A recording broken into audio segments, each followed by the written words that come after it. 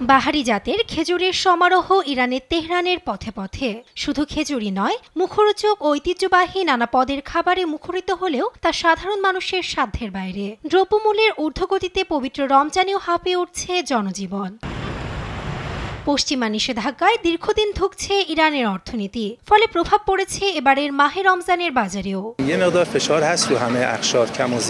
সত্যি বলতে এবারের রমজান সম্পূর্ণ ব্যতিক্রম। অর্থনৈতিক মন্দা, আরোপিত নিষেধাজ্ঞা মিলিয়ে খুবই খারাপ সময়। এবছর আমরা কেনাকাটাই করতে পারছি না, কোনো কিছুই আগের মতো নেই।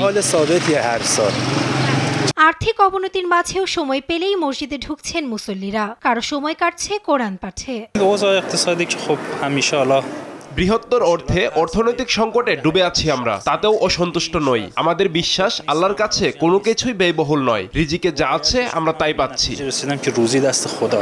ধর্মীয় নানা আনুষ্ঠানিকতার মাধ্যমে রোজা রাখছেন ধর্মপ্রাণ মুসল্লিরা। নিউজ ডেস্ক, দেশ টিভি।